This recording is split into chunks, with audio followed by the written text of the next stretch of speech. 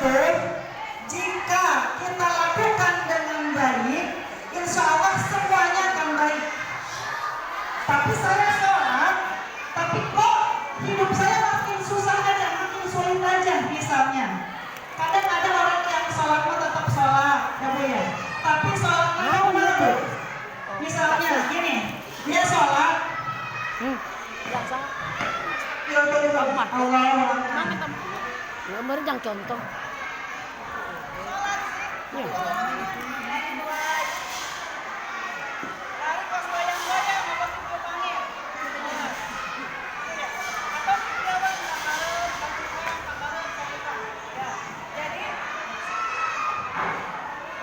Jadi ketika sholat itu gimana sih caranya biar kita khusyuk? Perhatikan dulu dalam sholat itu kan ya Bu ya, ada rukun qauli, ada rukun fi'li, ada rukun qalbi. Ada 3. Rukun qalbi yaitu rukun yang dipakainya dari hati. Rukun qalbi yaitu niat. Ketika niat gimana? Ibu-ibu pas niat, ya Bu ya, jangan sampai niat usul fardhu zuhur rakaat mustaqbilan qiblat ada lillahi ta'ala. Allahu akbar. Salah Ibu. Niat itu ketika tangan takbiratul ihram, hati kita niat. Jadi jangan ketika usul fardhu zuhur itu mah talafuz, itu mah kata-kata mau diucapkan boleh, enggak punya apa-apa ya, tidak wajib. Yang wajibnya itu adalah niat ya. Niat itu pas dosanya bertawanan dipilih. Niat itu yaitu ketika kita ngejak melakukan sesuatu sambil dalam hati niat sambil mengerjakannya, yaitu pas takbiratul ihram. Pas takbiratul ihram Allah, pas nalapak Allah teh nah teh ngomong niat saya sholat zuhur 4 rakaat lillahi ta'ala. Bersihna yang lengkapnya begini, niat saya sholat zuhur 4 rakaat menghadap kiblat fardhu lillahi ta'ala. Kepanjangan bersih tebenarnya niat gak apa-apa, pendek aja, wajibnya saja. Niat sholatnya disebutin sholat zuhurnya, rakaatnya gak disebutin gak apa-apa, fardhunya yang harus disebutin. Jadi niat saya sholat zuhur fardhu lillahi ta'ala, segitu cukup. Tapi kalau boleh berangkat niat saya sholat zuhur 4 rakaat menghadap kiblat fardhu lillahi ta'ala, jadi fardhunya, atau kita misalnya gini, niat saya sholat fardhu zuhur lillahi ta'ala, cukup segitu juga, asal dapat pas takbiratul ihram Allahu akbar, benar Pak ya, dapat. Kalau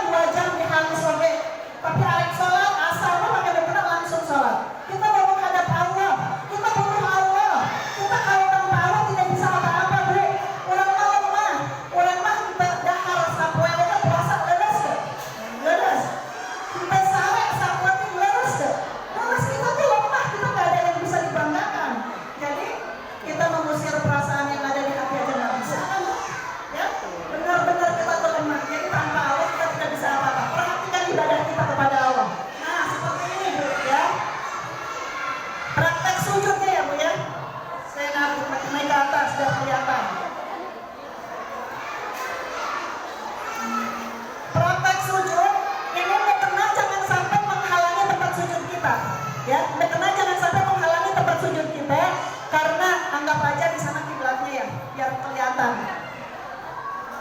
Ya, ini jangan sampai seperti ini. Kadang-kadang ibu-ibu ini pas arek sujud teh, dia teh malah dilebarkan supaya kesujudannya.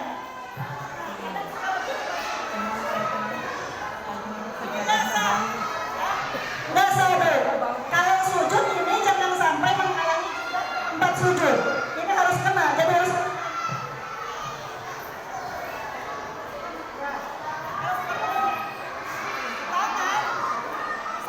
Oh, kalau perempuan ngempet karena nuhare dikempit ya, itu perempuan. Kalau laki-laki malah dijadain seperti ini. Jadi jangan sampai gini, karena melihat suami saya tuh sholatnya tuh ini tangannya, kita imut-imutan, kita perempuan berbeda.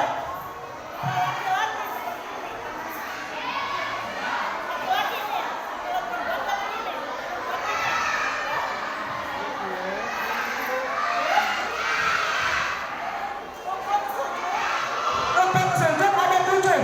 1, 2 telapak tangan, 2 lutut, 2 telapak kaki. Jadi ada 7. Yang semuanya harus terkena ke tempat sujud. Ini tidak boleh terhalang. Yang ini harus terhalang. Yang ini harus terhalang. Ya, untuk perempuan. Jadi yang satu harus terbuka, yang keenam harus terhalang. Ya. Kaki ini perhatikan kaki. Ya, pas sujud kakinya harus seperti ini. Pas sujud kakinya harus seperti ini. Nih, tempel dan jari-jari kaki harus dilipat seperti ini. Ulah kieu atau kieu. Jangan asal nyaman aja ya. Jangan asal nyaman aja. Perhatikan sholat kita. Kalau sholat kita sudah baik, insya Allah hidup kita akan baik. Terus kalau misalnya ibu-ibu pakai ciput aja kepala aja, leher nggak kelihatan. Misalnya lehernya kalau bahan parasit, mukena bahan parasit. Ibu kalau kemana-mana, mau mukenanya sengaja yang bahan parasit, biar enteng di bawahnya. Tapi tipis ya. Jadi syarat memakai mukena itu 1 tidak menerawang. Tidak menerawangnya apa? Jarak 2 meter itu tidak terlihat. Mama kesini ada 2 meter. Kelihatan nggak? Nah, tapi kalau misalnya jarak 2 meter masih terlihat leher, ya, ada yang bahan daya square kerudung, ya, kalaupun dilipat 2 itu masih terlihat itu leher, ya. Jadi, kenapa kalau misalnya seperti itu nggak sah, ya. Jadi bahan nggak apa-apa, bahan mukenanya tipis, tapi kita pakai dalaman lagi atau pakai kerudung lagi, biar menutupi leher, biar tidak menerawang. Kalau menerawang dan rambut masih keluar nyocok-nyocok, berarti kita tidak sempurna sholatnya.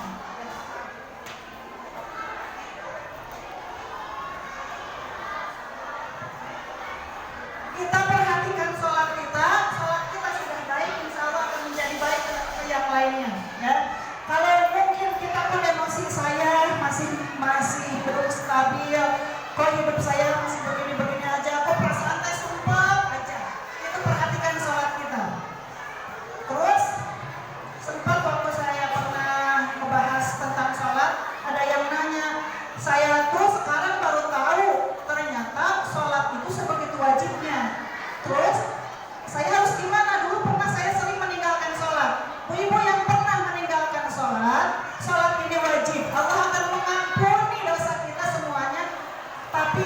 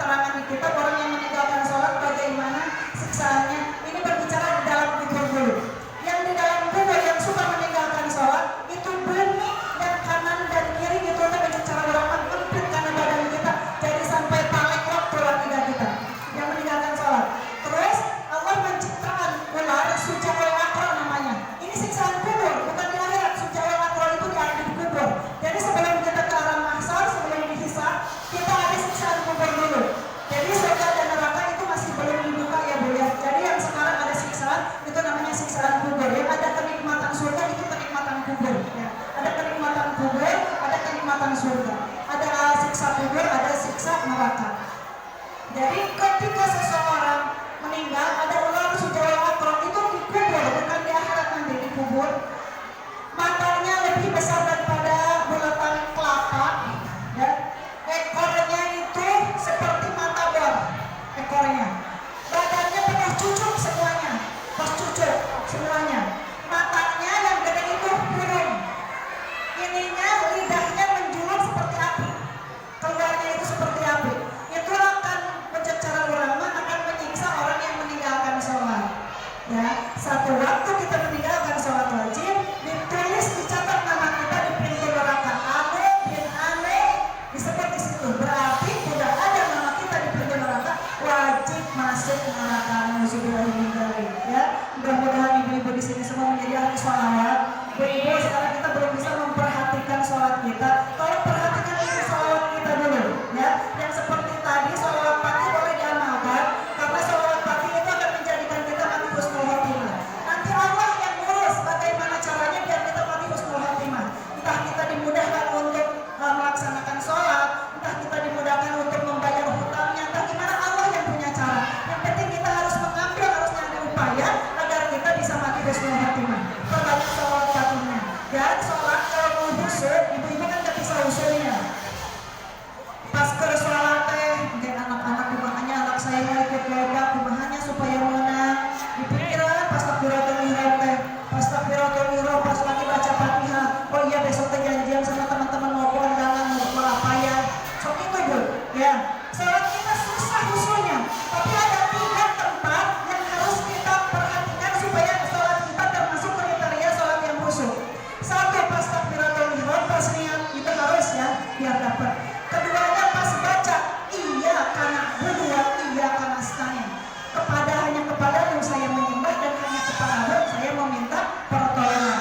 Ketiganya yaitu pas asyhadu an la ilaha illallah wa asyhadu anna muhammadar rasulullah. Nah, di tilu tempat kita kudu hadirkeun HP supaya kita termasuk sholat yang kriterianya termasuk kriteria khusyuk. Kita khusyuk seluruhnya dari takbiratul ihram sampai salam susah ya, tapi kita harus belajar. Ketika melawat matang terapung kemana-mana, tarik lagi saya sedang sholat, saya sedang bersama Allah, saya sedang menghadap Allah. Ya, jadi seperti itu.